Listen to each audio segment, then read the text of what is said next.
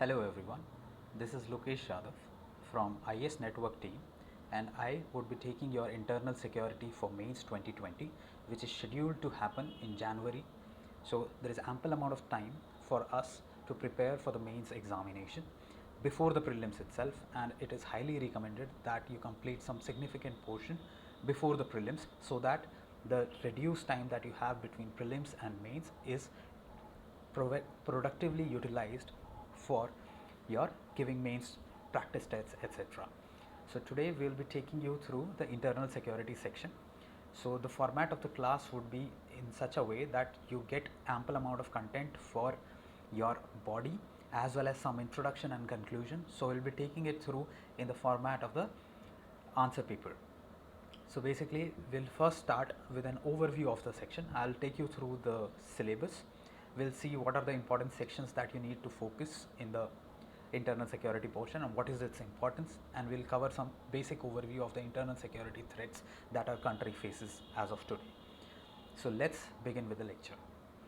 So as you can see on your screen, this is the basic UPSC notification which very clearly lays down the syllabus for the internal security section. This is a part of your paper 3 where these are the topics that are mentioned in the syllabus, that is the linkage between development and extremism. So you do not have to study extremism in silo. You have to see what are its linkages with the development going on in that section or that region of the country where extremism is present. For example, the Naxal areas. So one of the major reason why extremism is spreading in those areas is the lack of development. Second topic is the role of external sectors and non-state actors in creating challenges to the internal security. So basically you have to see the linkages between how external states, for example Pakistan, China, and are helping the various non-state actors operating within India and outside India to create challenges for our internal security. Following which, the third topic is challenges to internal security through communication networks, role of media, social networking sites, cyber security, money laundering. So basically we have to deal with each and every important keyword mentioned in the syllabus and see it through the linkage that is mentioned in the syllabus. So we'll cover all these things in our course one by one. So another topic in your syllabus is security challenges and the management in border areas. So you have to, so as you would be already aware that in the northeast region as well as Jammu Kashmir and the border sharing areas are generally having some or the other security threats, be it secessionist movements or be it separatist movements or be it insurgency. So these kind of issues are linked with external sectors, external states. That's why it is more prevalent in the border areas as well. And the last topic that has been mentioned in your syllabus is various security forces and agencies and their mandate, because they are basically our frontline defense against these internal security threats. So this is your overview of the syllabus that is mentioned in the, so the syllabus very clearly mentions what do you have to study and in what capacity. I would highly recommend that you map these areas with the previous year question papers. That would give you a holistic idea of what is expected in the paper from you. So that would also give you important ideas into what dimensions you have to study. For example, if you have to see external states, you have to see how they are helping the internal security threats. For example, how is the funding happening? What are the international organized crimes which are leading to your internal security? What is the channel they are operating through? For example, money laundering. So there is a huge amount of linkages between one subject to the another, one topic to the another topic. So through this course, I'll take you through each and every component of your syllabus, as well as we'll build linkages and we'll study in a format which would be conducive for you to answer the question. So we'll take cue from that. So let's switch to the slide. So basically, first of all, I would like to pinpoint that what is the importance of this section. So this is a part of your GS3 syllabus, and every year if you see the last 5-6 years of paper, you will see that 2 to 3 questions are coming from this section. So which fetches you roughly 25 to 40 marks, which is a very significant portion. If you ask any person who has written mains anytime, you'll understand that each and every marks counts in the mains examination. So 25 to 40 marks is a very big component, and if you have to score a good rank, it's very imperative that you score a good score in the internal security section. So let's begin with a basic overview of internal security in the country. So first of all, we'll look at what is the current scenario of the internal security threats in India.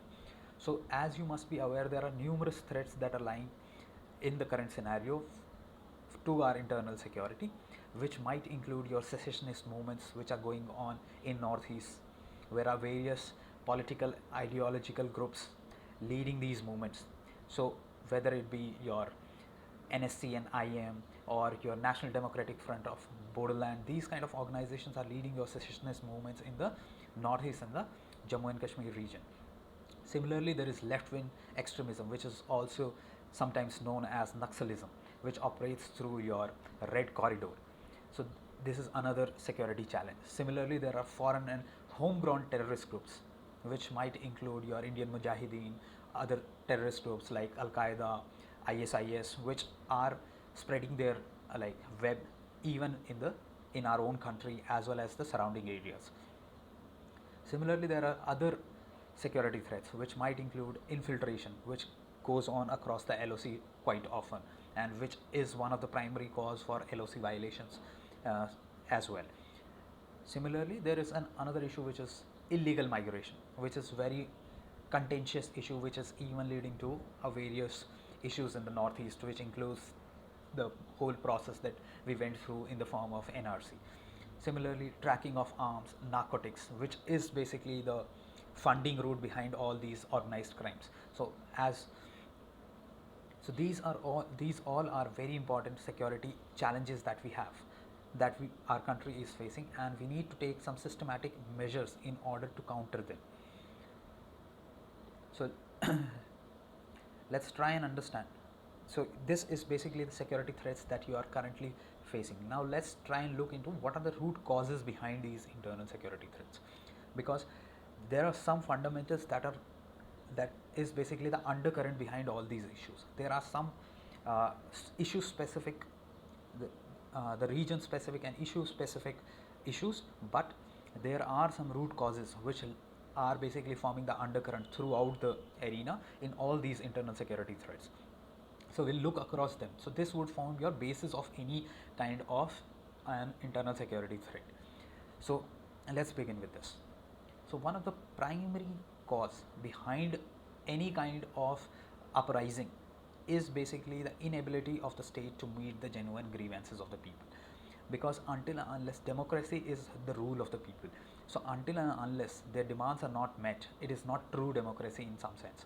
So basically, if the grievances of the people are not being met, then it's very high likelihood that they would resort to some or the other non-democratic measures in order to meet their own demands. So this is being visible in terms of your Naxalism, Northeast extremism, because they have certain genuine grievances, which might be in the form of their cultural subjugation or the lack of economic opportunities that they might have, and they are seeking redressal for these grievances. However, be it due to some vested interest or be it due to lack of representation that these people have in the our democratic setup, that's why their grievances are not being addressed, and this is one of the primary reasons why these actors are involving themselves into these internal security threat kind of a situation.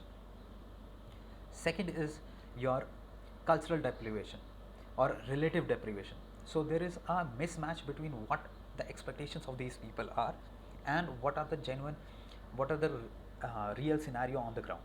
So this might be due to unrealistic expectations, or your reality is not meeting the dreams that you have showed those people. So basically, it might be a case of higher expectations or the under delivery of services. So higher expectations might be due to some vested interest who have basically I would say brainwash them in order to believe that they can achieve something unrealistic. For example, they might have been propagated some utopian view by some vested interested people, which is leading them into a spur kind of a situation where they are resorting to non-constitutional measures in order to attain their objectives. Similarly, the third major issue is the lack of success of our educational system. So basically, we have not been able to provide them with ample educational opportunities, which in turn have not been able to skill them in order to get employed. So basically, if you have to see that any issue, uh, any kind of a movement is generally caused by two reasons. One is there should be a condition of relative deprivation, where you see that your interests are not being appreciated in comparison to another sections of interest. So basically, it might be due to your cultural subjugation. So either your ethnic or religious sentiments are not being respected in that society, or there is an economic deprivation where you do not have the same access to the resources as some other community in that very society. So these two factors, when combined together, basically lead to relative deprivation, which in turns result to fueling of people into a movement kind of a situation, which might be basically aggravated by some external player, which might be a political party, which might be a external state actor, which are fueling those sentiments of relative deprivation for either their vested interest or for genuine interest as well. So basically, this is the basic fundamental behind any kind of a movement. So if we understand the root causes, one is basically the state has not been able to meet their genuine grievances. Second could be their unrealistic expectations out of the democratic setup or the constitutional mechanism that we have. Third is the educational system has not been able to make them employable. So in result, what is happening is most of the people are engaged in your primary sector, so which does include your agriculture as well as allied activities. So what is happening is you are having a high pressure on land in order to survive. So basically, now another issue which you all must be familiar is our agriculture is very much dependent on the monsoon. Hence, there is vagaries of monsoon that we witness, and our agriculture sector has not been witnessing a huge economic growth after LPG reforms or even before that. So if you see our last 20 years of agriculture growth rate, the average growth rate is roughly 2%. If you see this in contrast with the service sector, which is growing at an average of roughly 8 to 9% every year, now you'll see that the people who are engaged in services sector versus people who are engaged in agriculture sector, there will be a gulf of their economic standing, because the growth rate is very different. So this is why this is also leading to the relative deprivation, because they can see that their economic standing is not increasing in the commensurate rate with other people, because they are engaged in either manufacturing sector or services sector, which are growing at much higher rate. So the educational sector influence the economic factors as well. So they are not necessarily being wooed by the ideology or the revolutionary zeal behind these movements, but what is happening is they might be forced to do it because that is the only way to survive. So that is one of the, and then comes your basically the vested interest of various, be it the nexus between politicians and foreign state actors or the bureaucracy. So basically, this all is leading them in the non-effective implementation, because they are looking after their interest rather than the interest of the people. So these are the major causes behind these general causes behind the internal security threats which we saw, be it left-wing extremism, be it insurgency, be it your organized crime, or whichever. So these are some of the fundamental reasons behind your internal security threats. Now let's look at some of the internal security challenges that we faced of late in the recent times. So one of the very gruesome attacks that happened. So terrorism is one of the major security challenges that we are facing, and even India is highlighting across all the international forums, be it UN, be it UNSC, be it WHO, wherever it's possible, India is highlighting the role of non-state and state actors in perpetrating terrorism, and India is one of the biggest victim of them. And few of the instances which exemplifies this mechanism happening in India is Pathankot attack, which happened in 2015, or be it your Pulwama attack, be it your Parliament attack. So India has been witnessing various terrorism related challenges every now and then. Secondly, left-wing extremism is a reality for more than 5 decades in India now, and it is still quite prevalent, although the area influenced by Naxalism has been reducing over the period of time as per government data, but it is still a persistent challenge and a significant challenge that we have to deal with.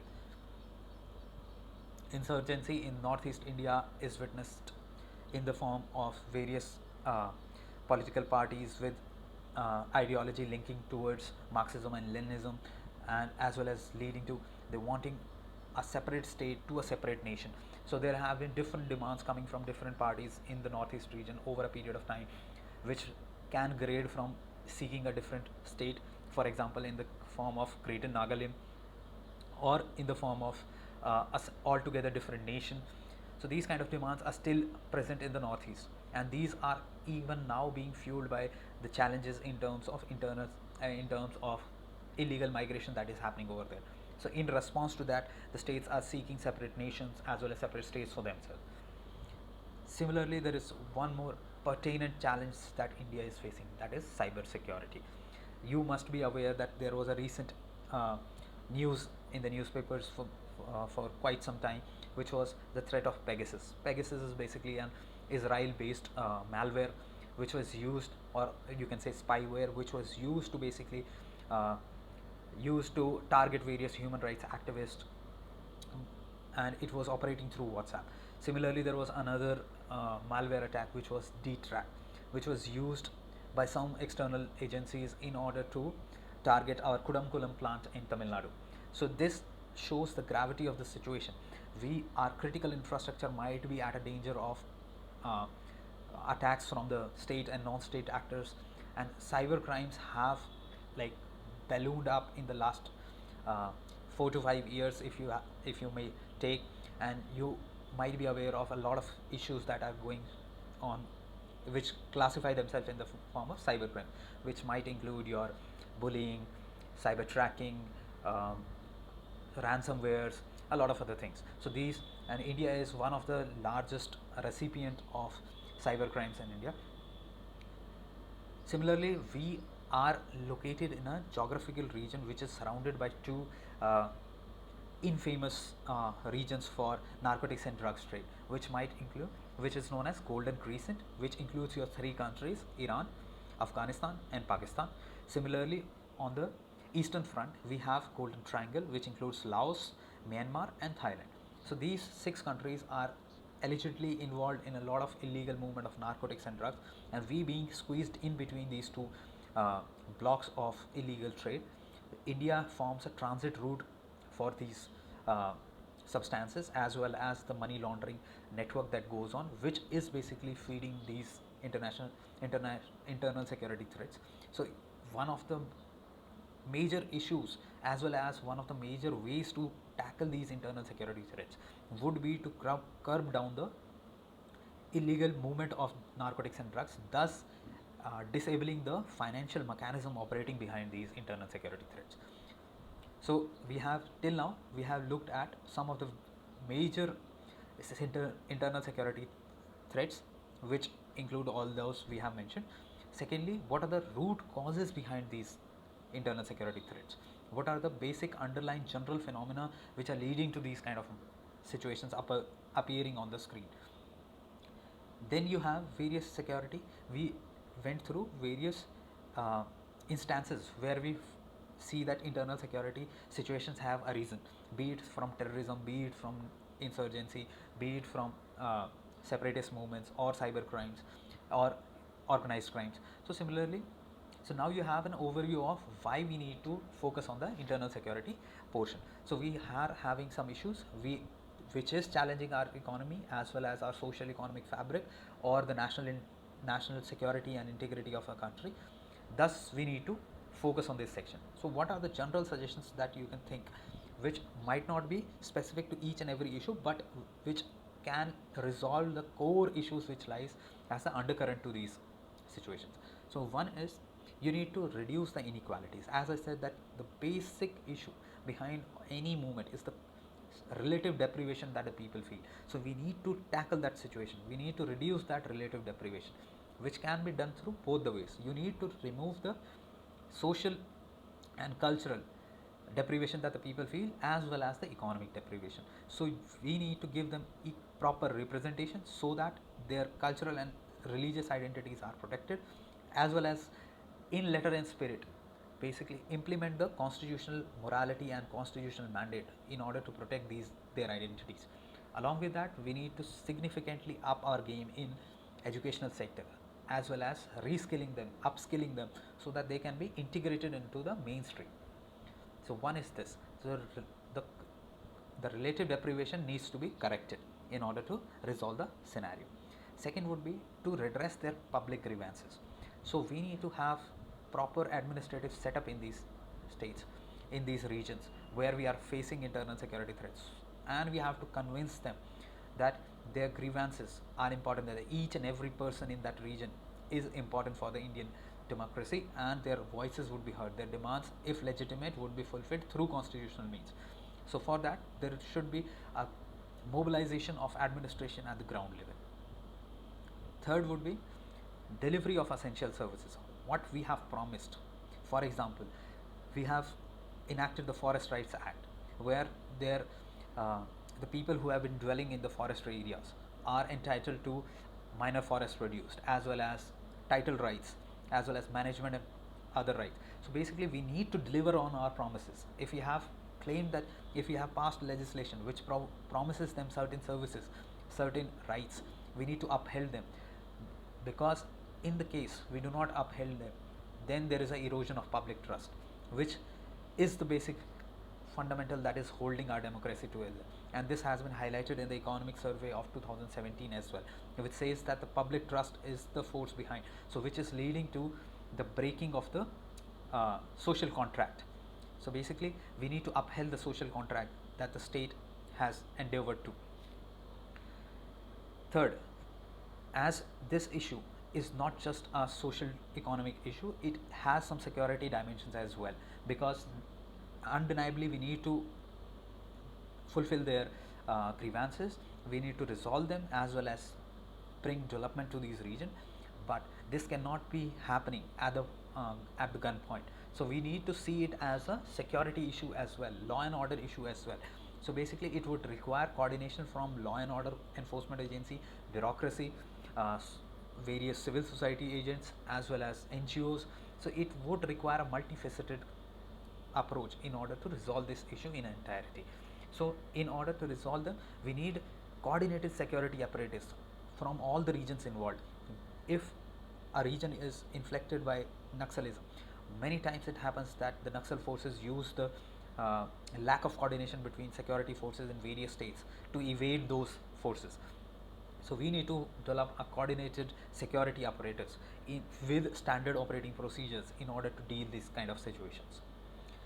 On these lines, we can have a composite force like the National Security Guards, which are handling with the terrorist kind of situations in order to tackle them. So we need to develop issue specific composite forces which are trained in that manner, as well as who have sensitive training in order to tackle these kind of situations. And lastly, it is the responsibility of union, because it is undertaken by, it is underlined in the Article 353 of the Constitution, that it is the responsibility of the union in order to protect the states from internal disturbances. Undeniably, law and order is a state issue, but protecting the states from these kind of internal security disturbances is the responsibility of the center as well. So we need to have a proper coordination mechanism headed by Ministry of Home Affairs and coordinating with all the states. With this could be a successful example of cooperative federalism, where all the states are coming together in order to resolve these issues in entirety. So we need to overcome the state versus center issues and basically come up as a united front against these internal security threats. So these are the basic suggestions you could give in order to resolve the general issues. After this, in the subsequent lectures, we will see each and every issue in its entirety, as well as give suggestions and causes pertaining to that specific issue.